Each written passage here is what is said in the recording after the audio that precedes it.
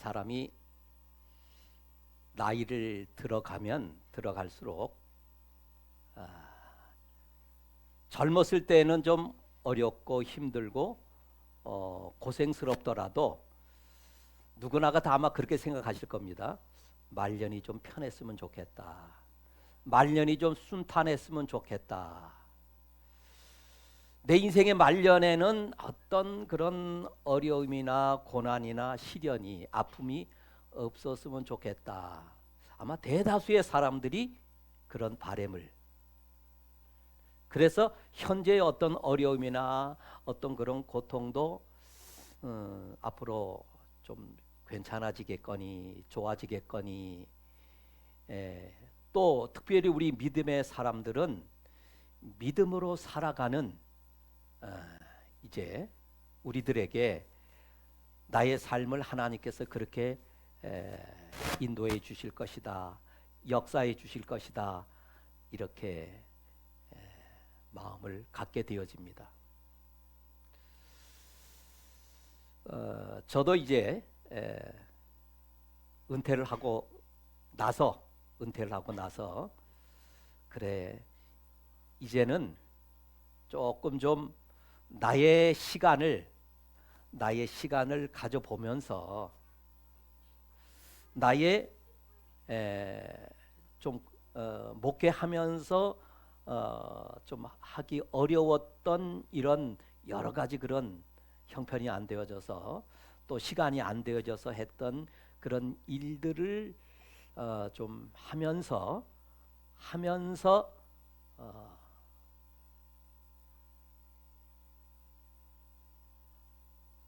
좀 시간을 좀 보냈으면 좋겠다라고 하는데, 그게 내 생각처럼 내 계획처럼 잘 안 되어지더라고요. 오늘 이 본문은 부제에 있는 것처럼 다윗이 그의 아들 압살롬을 피할 때에 지은 시.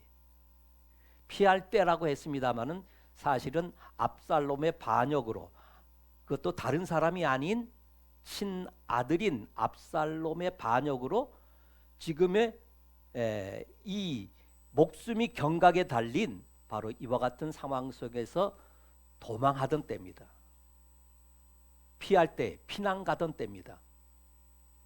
이게 다른 나라의 어떤 침략을 받아가지고, 그래서 적의 어떤 외침으로 인해서 피난 가는 게 아닙니다.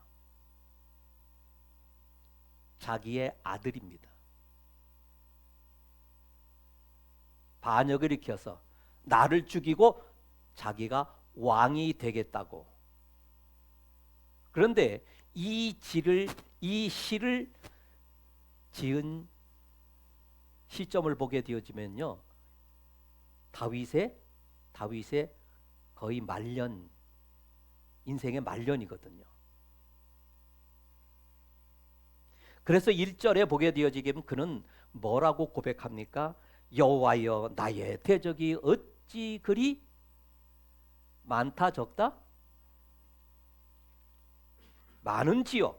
일어나 나를 치는 자가 많으니이다.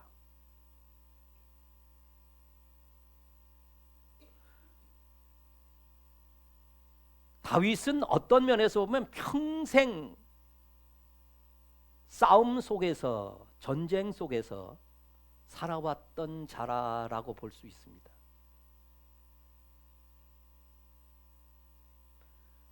사실은 전쟁이라는 것이 이게 죽느냐 사느냐 하는 문제고, 그 전쟁에서 패할 때에 어떤 결과가 주어지는지, 뭐 우리나라도 전쟁을 겪어봤으니까요.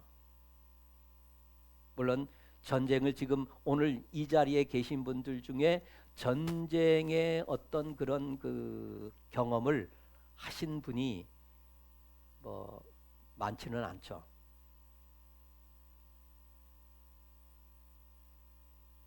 그럼에도 불구하고 우리는 전쟁이 얼마나 무서운 것인가를 잘 알 겁니다. 그런데 사실은 지침에 의해서 전쟁을 하는 것은요, 어떤 면에서는 나라를 위해서 죽고 사는 문제이기 때문에 때로는 나라를 위해서, 국가를 위해서, 백성을 위해서 내가 그 전쟁에 참여해서 희생되어진다라는 것을 때로는 영광스럽게 생각하시는 분들도 있습니다.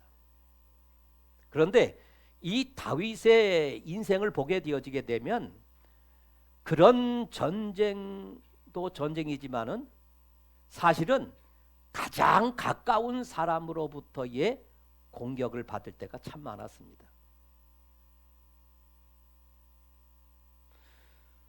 우리들이 신앙생활하면서 어떤 다른 외부로부터 오는 어떤 어려움이나 핍박, 이거는 잘 극복하는 경우가 많아요. 그런데 나와 가장 가까이 있고 가까이 있는 사람들로부터 오는 어려움은 우리들이 쉽게 극복하기가 사실은 쉽지 않은 것이 우리 신앙인들의 대다수의 모습입니다. 여러분 한번 생각해 보시기 바랍니다. 내가 신앙생활 하는데 나와 전혀 상관이 없고 교회 밖에 있는 사람이 나에 대해서 뭐라고 이렇게 비난한다든지 어떤 신앙적인 그런 방해를 하면은 능히 잘 이겨갑니다. 그런데 같은 교회의 성도들이 가장 나를 잘 이해해 줄 것 같고 나와 절친했던 사람이 내게 대하여 신앙적인 어려움을 끼치게 되어질 때 우리는 이런 상황 속에 접하게 되어지면 쉽게 극복하기가 어려운 경우가 많죠.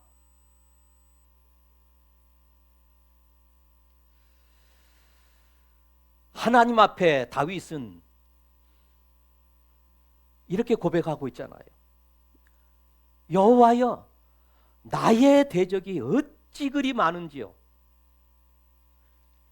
우리나라 사람들이 때로는 이런 표현하죠. 하나님, 내가 무슨 죄를 많이 지어가지고 내가 이렇게 힘들고 어렵고 고통스러워야 됩니까? 이런 표현을 하시는 분들이 있더라고요. 하나님, 내가 하나님 앞에 무슨 잘못을 했기에 내 대적이 이렇게 많습니까?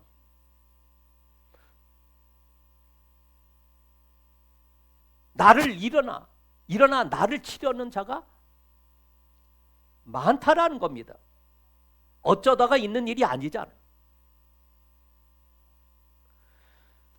여러분, 목사에게 가장 이제 지도자에게 이게 극복하기 어려운 말이 어떤 말인지 아세요? 너 하나님이 함께하지 않는 것 같아. 너 하나님이 돕질 않아. 너 하나님이 너를 통해서 역사하지 않아. 이렇게 생각하고 얘기한다고 하면은 굉장히 나는 침체 속에 빠져 극복하기가 어려울 것 같더라고요. 지금 2절에 있는 말씀은 바로 어떤 말씀입니까? 많은 사람이 나를 대적하여 말하기를 그는 하나님께 구원을 받지 못한다 한다.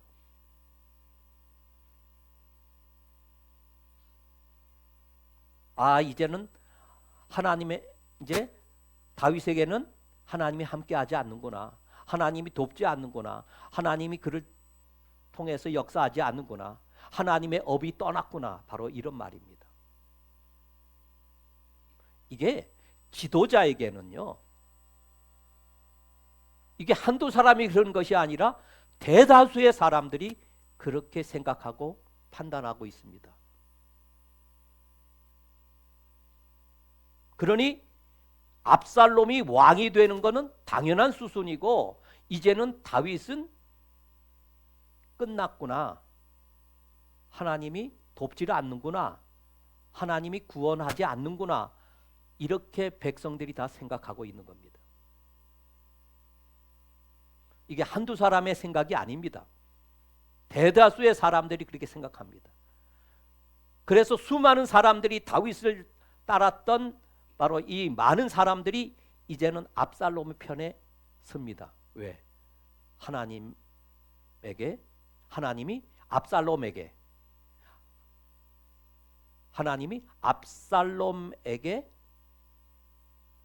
함께 하시는구나. 이제는 압살롬의 시대구나. 바로 이런 거죠. 자, 이런 상황입니다. 어찌 대적이 이렇게 많으냐? 상황이 변하니까는 모든 사람들이 다 나를, 옛날에는 다윗이 우리의 왕이라고 환호하고 전쟁에서 승리해가지고 올 때에는 사울이 죽인 자는 천천히요 다윗이 죽인 자는 만만이라고 이렇게 환호했던 이 백성들이 이제는 어떤 모습입니까? 압살롬의 시대가 되어진 것 같은 그런 착각을 불러일으킬 때 많은 사람들이 압살롬의 편에 서고 이제는 다윗을 죽이려고 하는 대적자가 되어진 이런 상황입니다. 인생의 말년에 이렇게, 그래서 지금 초라하게 도망하고 있습니다. 얼마나 초라하게 도망했냐 하면은 자신의 어떤 그런 그 신발조차도 제대로 챙기지 못할 정도로, 의복도 제대로 챙기지 못할, 왕으로서의 어떤 그런 권위를 좀 드러낼 수 있는 이런 모습이 아니라 대단히 초라한 형색으로 도망가는 바로 이와 같은 상황 속에 놓여 있습니다. 자, 이럴 때, 사람이 이런 상황 속에 놓일 때, 여러분, 한때 내가 잘 나갈 때, 한때 내가 모든 사람들이 나에게 대해서 막 박수 쳐주고 이렇게 환호했던 바로 이런 경험을 한 사람들이 이런 초라한 모습이 되어질 때, 이런 비참한 상황 속에 놓이게 되어질 때,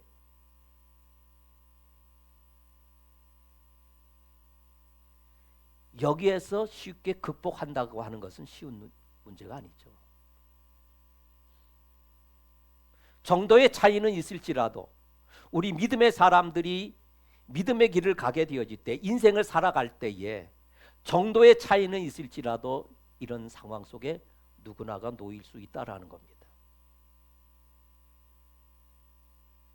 내가 잘 나갈 때는 그렇게 찾아와 주는 사람도 많고, 나를 반기는 사람도 많고, 나를 만나자, 나를 만나서 차 한잔하자, 뭐 이렇게 간청하는 사람들이 많지만은, 그러나 내가 위기 속에 있을 때, 내가 어려움 속에 있을 때, 모든 사람들이 나를 배척할 때, 사람들의 민심은, 시선은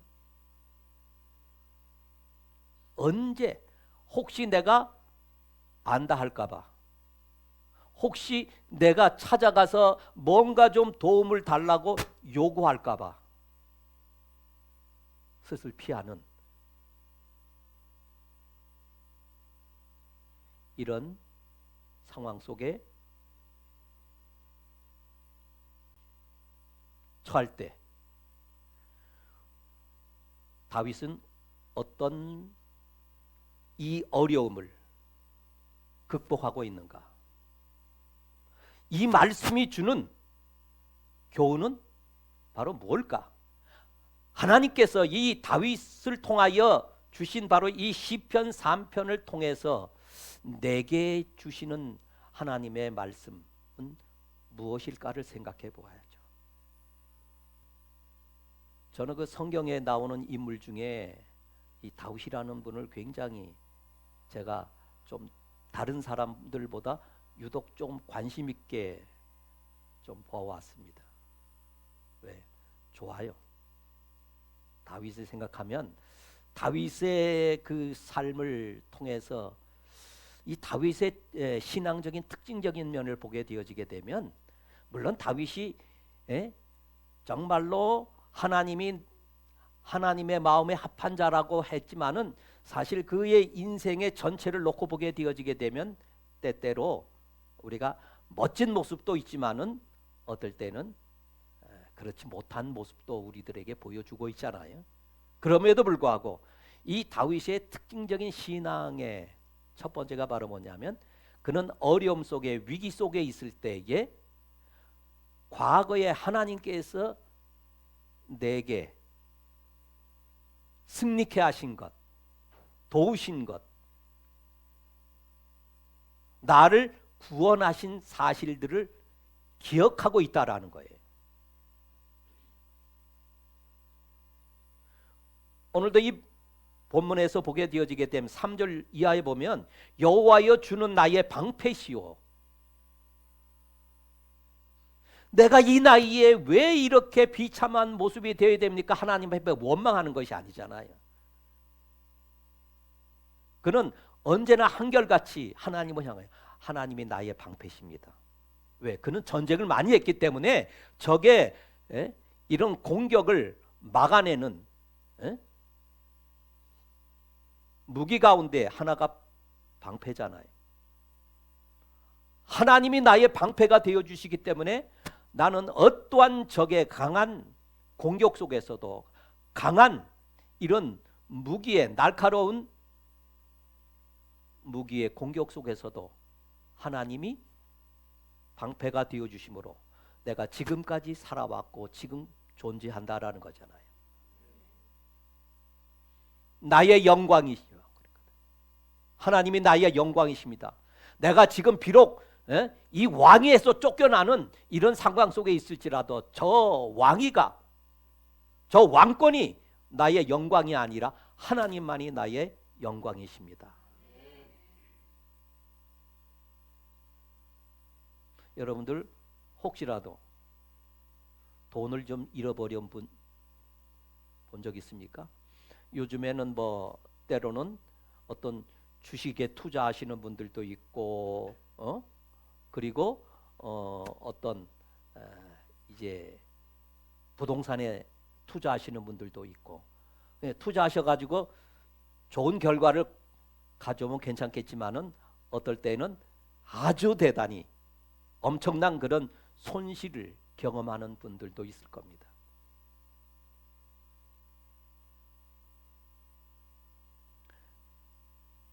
때로는 몇백만 원, 때로는 몇천만 원, 때로는 몇억, 몇십억.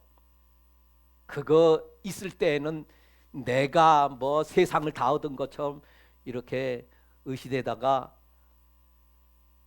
그것이 사라졌을 때,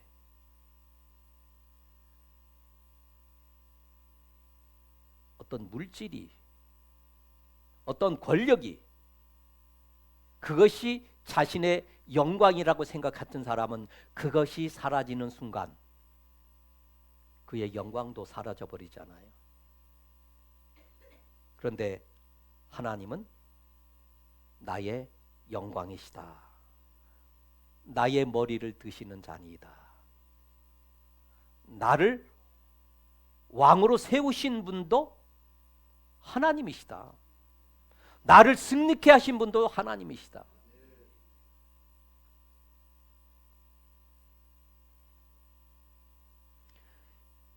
이런 믿음의, 이런 확신 속에서 그는 기도합니다.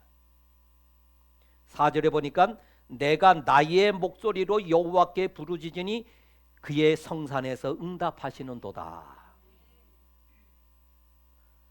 여러분, 우리가 기도할 때 무조건 주여 그냥 한다고, 사실은 그게 바람직한 모습에, 어떨 때 보면요, 기도가 자기 어떤 서름을, 물론 그것도 때로는 필요해요. 하나님 앞에 나의 이 처해진 상황, 나의 이 억울함, 이런 것을 때로는 하나님 앞에 내 마음에 속에 있는 것들을 토로하는 것도 물론 기도지만은요. 이 다윗의 기도의 좀 특징적인 면을 보게 되어지게 되면 언제나 하나님께서 하나님이 누구이신가? 하나님은 나에게 어떤 분이셨는가? 그래서 나의 방패시요 나의 영광이시요 나의 머리를 드시는 자니다라고 하는 바로 이 믿음의 확신 속에서 그가 하나님 앞에 부르짖습니다. 그리고 부르짖으면서 뭐라? 하나님이 그의 성산에서 응답하시리로다.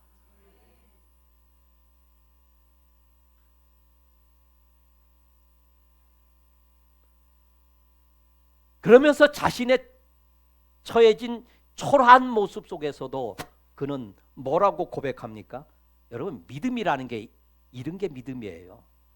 안 믿어지는 걸 그냥 어떨 때 보면 그러죠. 믿으면 그냥 믿습니다 이러면 되는데 어떨 때는 그냥 막 발악을 하면서 믿습니다. 그건 믿어져서가 아니라 안 믿어지는데 좀 믿어보고 싶어서 그런가 싶을 때가 있잖아요. 네?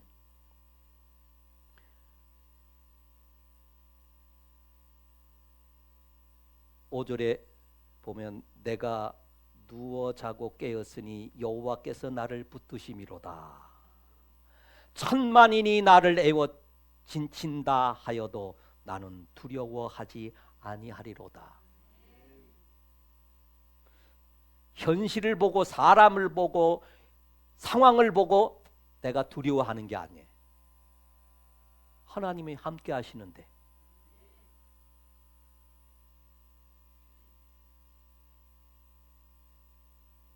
왜 두려워해요?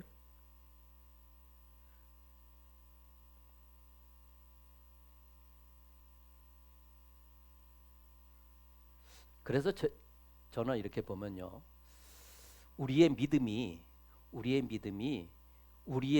믿음의 영적인 시선이 어디를 향하느냐에 따라서 우리의 삶이 때때로 보면 저도 살아가면서 내 처해진 상황을 보고 내 주변에 일어나는 일들을 보면서 힘들어하고 때로는 낙심하고 할 때가 있거든요.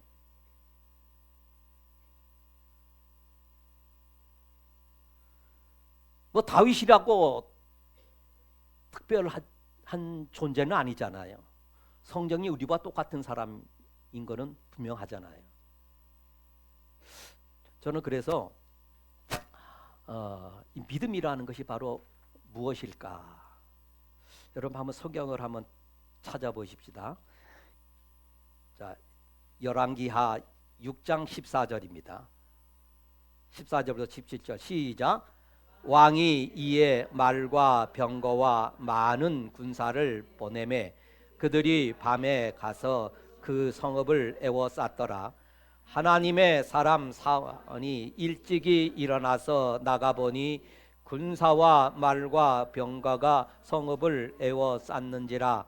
그의 사환이 엘리사에게 말하되 내 주여 우리가 어찌하여야 하리까 하니 대답하되 두려워하지 말라. 우리와 함께한 자가 그들과 함께한 자보다 많으니라 하고 기도하여 이르되 여호와여 원하건대 그의 눈을 열어서 보게 하옵소서 하니 여호와께서 그 청년의 눈을 여심해 그가 보니 불말과 불병거가 산에 가득하여 엘리사를 둘렀더라. 아멘. 여러분, 우리가 진정으로 봐야 될 것을 보지 못하면요, 이거는 너나 할 것 없이 똑같습니다. 이 도단성에 엘리사라는 선지자가 있었는데 이 아람 나라가 좀 이스라엘을 이렇게 좀 집어삼키려고 전쟁을 해서 군사를 보내면 어떻게 알았는지 거기에 대한 가는 길목에 가는 어떤 상황에 처해질 때 이렇게 공격하려고 그러면 거기에 다 대비해 놓았어요. 그러니까는 처음에 이 아람 왕은 이 우리 중에 내통자가 있구나. 저 이스라엘하고 내통하는 자가 있구나. 이렇게 의심했어요. 근데 그 아람 왕의 신하 중에도 좀 영특한 자가 있었던 것 같아.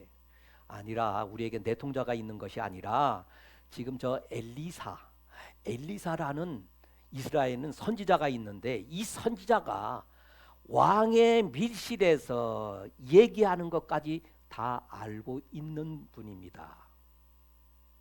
그러니까 이 아람 왕이 그러면 이스라엘과의 전쟁에서 승리하려고 그러면은 누구만 없으면 엘리사 선지자만 없으면 되겠다. 그래서 엘리사 선지자가 있는 엘리야가 아니라 엘리사 선지자가 있는 그 도단성에 지금 밤에 군사를 보내가지고 그 성을 포위했던 겁니다. 그러니까 엘리사의 종이 아침에 일어나가지고 이제 뭐 기지개를 켜면서 밖을 보니까 완전히 도단성이 그냥 아람 군대에 포위되어져 있는 상황을 보면서 여러분 그런 상황이면 어떻겠습니까? 아이고 저것들 왔네. 대부분 이럴까요? 큰일 났다고 막 그냥 난리법석을 치는데 그런데 엘리사는 아주 태연합니다.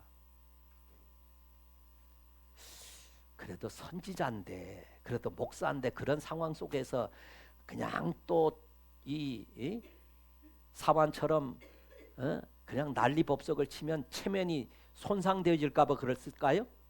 아니죠.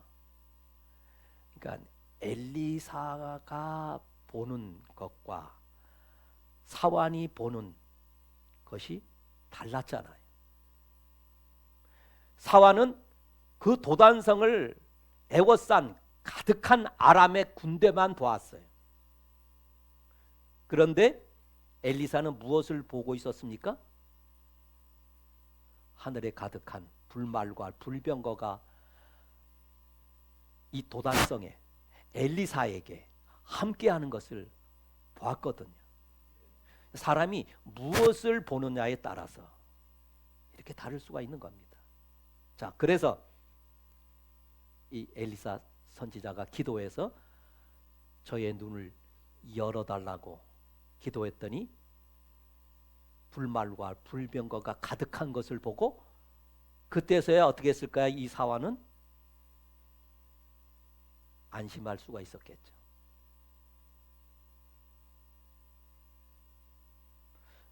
그러니까 이거는요, 우리가 문제만 보면 어떤 상황만 보면요, 형편만 보면 우리 믿음의 사람들은 때때로 낙심할 수밖에 없어요. 절망할 수밖에 없어요.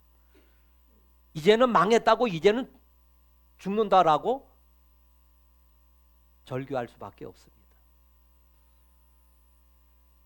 마태복음 14장 28절에서 30절에 있는 말씀, 30절에 있는 말씀까지 우리 다 같이 합독하실까요? 시작. 베드로가 대답하여 이르되 주여 만일 주님이시거든 나를 명하사 물 위로 오라 하소서 하니 오라 하시니 베드로가 배에서 내려 물 위로 걸어서 예수께로 가되 바람을 보고 무서워 빠져가는지라 소리질러 이르되 주여 나를 구원하소서 하니. 자, 여기서 보면요, 이게 무슨 내용인지 알겠죠? 주님의 명령으로 배를 타고 가는데 풍랑을 만났습니다. 근데 그 풍랑을 만난 그 배에는 주님이 계시질 않았습니다. 왜? 제자들을 재촉해서 너 먼저 가라 라고 했기 때문에 너희들 먼저 가라 그랬는데 풍랑을 만났습니다. 여러분, 예수님의 제자들의 상당수의 이 숫자가 갈릴리 어부 출신들이잖아요. 그럼에도 불구하고 그들은 이 풍랑이 심상치 않음을 알고 그들은 굉장히 두려워했습니다. 두려워했어요. 두려워하고 있는 상황 속에서 주님이 걸어오시잖아요. 처음에는 그냥 귀신이라 사람이 두려움 속에 놓이게 되어지게 되면 주님을 보고도 귀신이라고 생각하는 거예요. 그러니까 우리들이 어떤 그런 육신적인 두려움이나 영적인 두려움 속에 놓이게 되어지면요, 주님의 역사하심도 이걸 제대로 보지를 못하는 경우가 많습니다.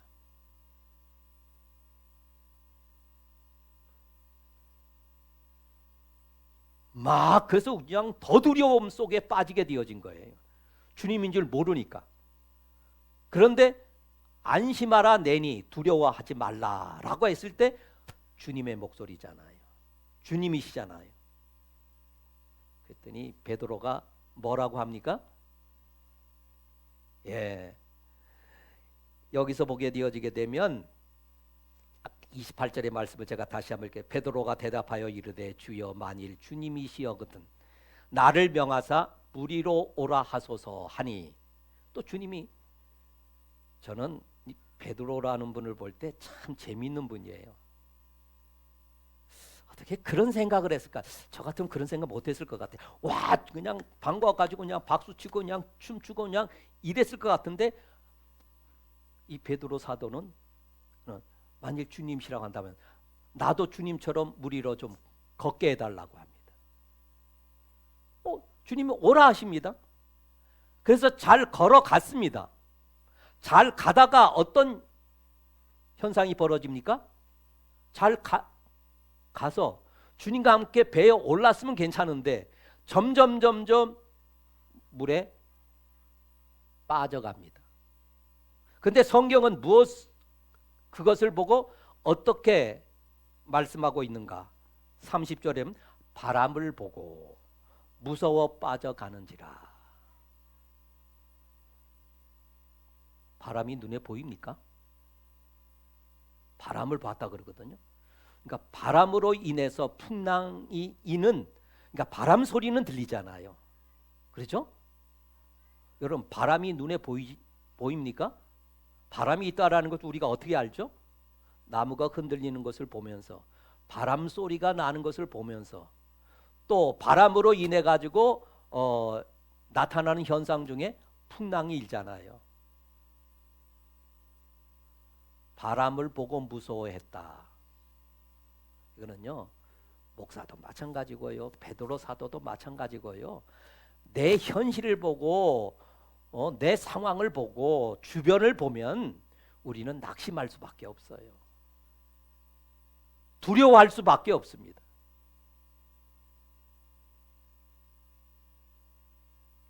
주님을 바라보고 갈 때, 주님이시라고 했을 때에, 주님이시라고 하면은 나로 무리로 걸어가게 하실 수 있게 한다라고 하는 믿음의 확신이 있었으니까 그런 요청을 했겠잖아요.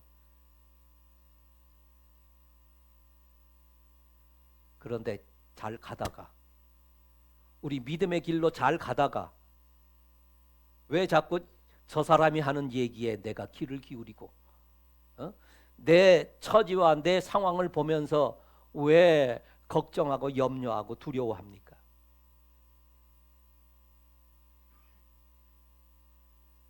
무엇을 바라보고 갔으면 괜찮았을까요? 주님만 바라보면 괜찮았는데 자꾸 내 주변, 내 형편, 내 상황을 보고 내 인간적인 생각. 왜? 베드로는 어부 출신이기 때문에 저런 풍랑과 저런 바람이라고 한다면 이게 얼마나 위험한 상황인지, 여러분, 그래서 식자우안이라는 말이 있어요. 아는 게 병인 경우도 많습니다.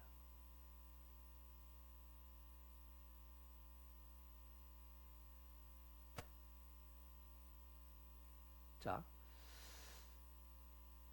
아까 열왕기하의 말씀도 그렇고 볼 것을 제대로 봐야 되죠.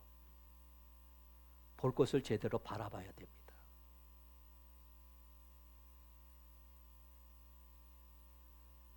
다윗도 자기의 처해진 상황 속에서 볼 것을 제대로 바라봄으로, 그래서 그는 어떻게 알 수가 있었습니까? 마지막으로 제가 읽고 마치겠습니다. 여호와여 일어나소서, 나의 하나님이여 나를 구원하소서. 주께서 나의 모든 원수의 뺨을 치시며 악인의 일을 꺾으셨나이다.